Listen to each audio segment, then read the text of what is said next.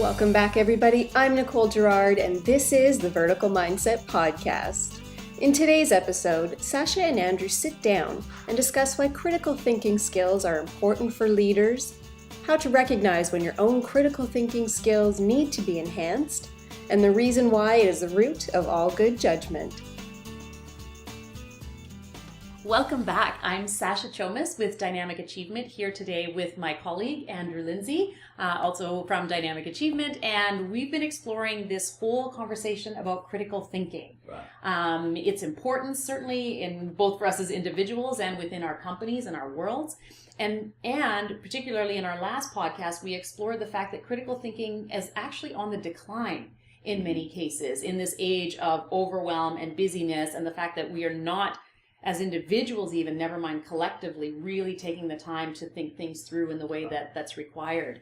And where I want to go today with you, Andrew, is around the topic of values, and more specifically, because we also talked about how leaders, particularly when leaders are in positional power, that it can become very difficult unless they are intentionally creating an environment where critical thinking is welcome and dissenting opinions can be voiced. What has to happen for a leader in terms of their values and the alignment of those values to even create critical thinking within teams and organizations? I think leaders need to look first at their personal value system. And this is not what they would put on paper, but how they genuinely show up. Mm-hmm. I think that critical thinking in organizations is significantly enhanced when groups of people with diverse perspectives around all sorts of issues, styles of thinking, culture, past experiences, past businesses that they've worked in. I think critical thinking improves when there is significant diversity of opinion and perspective. Yeah. So from a values perspective, that requires that the leader has collaboration and respect for others, Mm-hmm. and the perspective of others is a very high part of their own value system. Right. Where the leader doesn't believe that I'm smarter than you, I'm quicker than you, I'm better than you, I've had more experience than you, I'm more right than you. Mm-hmm. And so the leader has to genuinely believe collaboration is the only way to lead these days, Right. and not the old way of using positional power as the primary way of influencing. Right. Well, this is interesting for me because collaboration, of course, is a word that gets talked about a lot. Yeah. And people sort of on the surface go, yeah, collaboration is great. It's a great thing. And then I still see personally a lot of clients struggling with collaboration, which is either in the context of, I want to collaborate, but now I'm struggling with how to handle all these dissenting opinions and how do we actually reach some kind of way forward. Or on the flip side of that, I also have clients that say to me, we're collaborating too much now. Yeah. There's actually too much collaboration and we can't get things done and we can't move things forward because we're expected to collaborate on all of it. So let's unpack this a little bit more in terms of what's the most effective way for teams to actually collaborate in a way that generates critical thinking and helps move them forward. Right. I think the first criteria is who needs to be involved in a decision. Mm-hmm. Who needs to actually be consulted and engage in the critical thinking and problem-solving decision-making process. And then who needs to be informed. You've got to be clear on that. Yeah. And I think you don't want groups like in some organizations where it just becomes bigger and bigger and bigger and everybody has to be involved in decision making. I don't believe that that's appropriate for today's business. And also don't believe decisions should be made by an individual or two individuals in a quiet, dark room unless it's something extremely confidential. So collaboration means deciding up front who has a perspective here within the business that we need to consult and have fully involved in this decision. Mm-hmm. Both from an analytical point of view and then be able to understand the implications of executing a decision that gets made. Who do we need involved in the room? And it does not become masses of people. Right. Makes total sense. I think you also have to think very carefully around when you're thinking about constituting a team is not having too many people with like-minded ways of thinking. You actually consciously want people who have different perspectives. So if you and I are very similar in style and similar in perspective, don't put both of us on a team. We'll just probably argue with each other, and I'll believe my perspective is right, you'll believe yours is right. We're not actually adding any additional value. So who is going to have a style of decision making or processing of information that's different to yours? I mean, let's bring them into the room. Okay, so I like that. So involving people and making sure that you're involving people with different perspectives who can add some tangible value to the conversation, not just for the sake of it. At the same time, here's a question I get a lot, is it takes so much time to collaborate. It takes that time that's required to slow down and think critically. Are there ways that people can, and I don't want to diminish the importance of time, but are there also ways that people can help expedite this process so that it doesn't become, because you want to be agile and be able to think critically at the same time. So is there a way to develop critical thinking and also help it become a more expedient way of being, so to speak? So a couple of issues come to mind here, Sasha. One of them is my favorite quote, one of my favorite quotes, which says, we can go faster alone, but further together. Right. So I really believe that when we work together and the process of co-creation happens, my brain plus your brain, 1 + 1 = 3, 5, 10, because we collectively can create new ways of thinking that's different to what you or I could ever have come up on our own. So that's why we can go further together than alone. The second part of the question is, how do we expedite this? How do we speed it up? And I think having a decision-making model or models and tools available to us so that we are following disciplines, structures, processes, as opposed to let's just all get together and talk about this. So I talked earlier on about what we talk about is the quantum leap model here, being very clear about what it is we're trying to achieve, why it's important to us, how we would measure success, be very clear about what our current reality is, be very clear, go through the process of analyzing what are the barriers that are preventing us going from A to B or from B to A. Then brainstorming as a tool, truly brainstorming what are alternatives, which requires a different way of thinking. And then another way of thinking is how do we evaluate each of those options that we've come up with. Each of these requires different people at the table even. I'll give you an example. Certain personalities are great at the brainstorming process. They're great at imagining 50 different options here. They're not very good at analyzing and evaluating which option would be the better or the best option. It's a different skill set.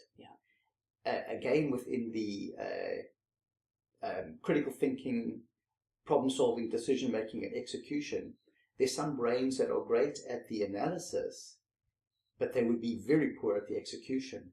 So high performing teams that are most productive embrace diversity, not only in the decision-making process, but they embrace diversity from the analysis to the decision-making, to the execution, to the measurement. And these are literally different people.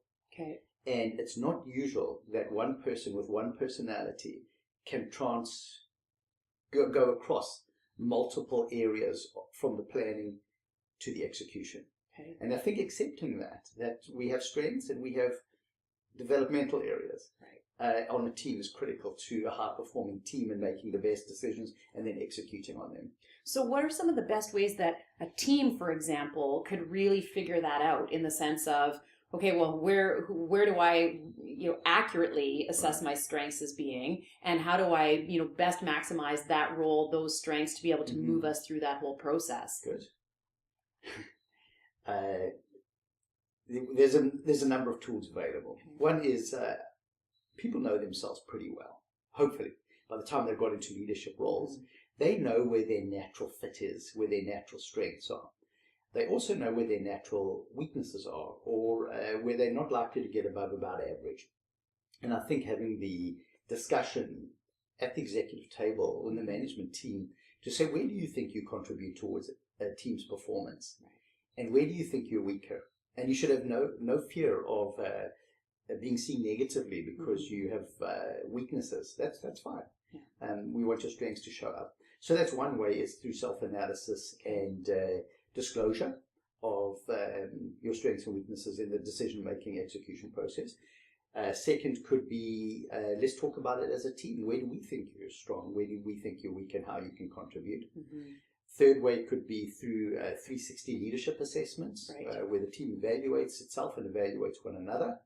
Fourth could be through psychometric testing. We use a specific assessment that measure 54 leadership competencies. And what we've seen is that high-performing teams, once they've done an individual leadership assessment, they then say, let's put our team results on the table so that we can all play to our strengths and not to our weaknesses. I'll give an example of this. Yeah, please. Not all leaders have high critical thinking. In fact, what the research is showing here is that about 40% of leaders, when you're measuring critical thinking, score less than at the 30th or less percentile. Wow. Now, if you imagine a standardized bell curve, instead of the standardized, there's a high on the 1, 2, 3, 4 level on a 10-point scale, and then a long tail here where a few leaders only have high critical thinking skills. And I think acceptance of that I'm not the most highly skilled, disciplined person around critical thinking. I'm good at something else. Yeah. So accepting it instead of believing that we all got high critical thinking is another way. And an example of that, I did a whole team, a leadership assessment on a whole team a little while ago. And there were 7 on the team, and only 2 actually have critical thinking above the 50th percentile. Okay. And when I was doing the assessment debrief, the balance was saying, oh, I'm shocked at that result. I can't believe it. I've got such good critical thinking skills. And within 1 week of having that meeting where 2 specifically had said to me they got high critical thinking skills, I watched them making a decision that actually showed low critical thinking skills. They made a decision with a lot of emotion present. The decision backfired on them, had quite an adverse impact on the team and on the business. And it was all the evidence I needed to say, go back to that particular person and say, notice how you made that decision and notice the impact it had. And that person had scored 2 out of 10 on critical thinking, and their decision reflected that 2 out of 10. Well, so this becomes super interesting, right? Because I understand, and I get what you're saying earlier, that most people generally are able to self-assess fairly well. And I wonder, given what you've just said too, if critical thinking can sometimes be a real blind spot for people. Yeah. Because I would guess, most human beings, I believe, think they're really good drivers and that they have a great sense of humor. Yeah. And so maybe added to that is most people think, or certainly would like to believe, oh, I'm a good critical thinker. Of course I can problem solve and make decisions. So in your experience, how much of a blind spot is it for people? And then what are the implications then if people really cannot accurately self-assess their own level of thinking? Sasha, one of the areas I think you're raising here is the issue of IQ versus critical thinking. In my experience, you can have people with a very, very high IQ. They can be medical doctors, engineers, top lawyers, top business people, very high IQ, but low critical thinking skills. And you might say, well, how can that be? Yeah. How can I have a high IQ and low critical thinking skills? What I've seen happening in business is that people who have high IQ but lower critical thinking skills have often done the same job for many, many years. They've seen it, they've experienced it, they can predict it, and so they base many of their decisions on past experience. And they've been successful. Yeah. That's the first thing. And so they generalize that pattern to making fast decisions. The problem is that in business these days, we are being thrown curveballs. We are being thrown challenges and changes that we haven't seen before and experienced before. And so if I don't know that I've actually got lower critical thinking, I might not know when to slow down. And actually process. For example, if emotions are high, let's call that rationality. If emotions are high and disrupting my rational thinking abilities, am I aware of that? That my emotions are actually getting in the way of the decision, and I'm probably just going to make a decision that was already pre-made long before the analysis. Yeah. Because my emotions are higher, and 90% of our decisions are made emotionally. So leaders are confused with IQ, that I've got a degree, I'm pretty smart, I work hard, I've been successful, so therefore I must have high critical thinking skills. And that's not necessarily true. Yeah, and so the impact of that, then I can certainly imagine when people are confused that way of, I'm smart, I have good IQ, therefore I must be a good critical thinker, can translate to a blind spot potentially for an entire team. Yes. If you have a group collectively believing, this is where we're really good and this is where we're really strong. So if in that case, then is that where you would recommend more that there's like 360 assessments, that kind of thing, or even for an individual, how do they best challenge themselves and their own thinking of, I am a good critical thinker? Right. In other words, my question becomes, what advice would you give to people to start thinking critically about their own ability for critical thinking? Right. I think if I was to ask you, so for real, this is going to require a bit of vulnerability on your part here.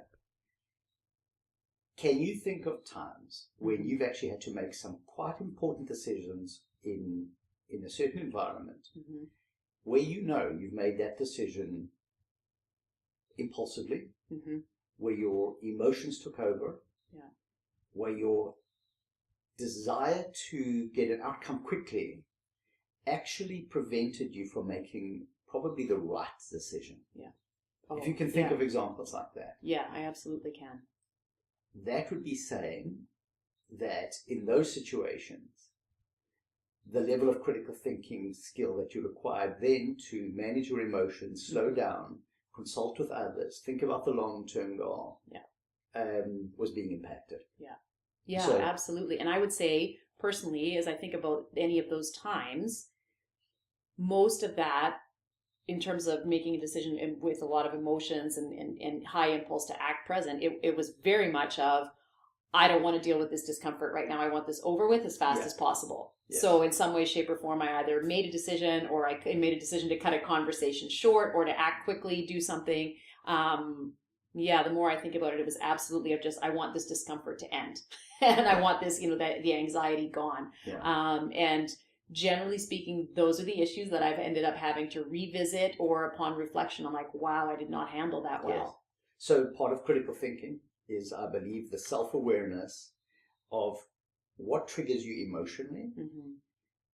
When you get emotionally triggered, how do you deal with that trigger? Are you aware of it, and are you able to either reduce it or suspend it?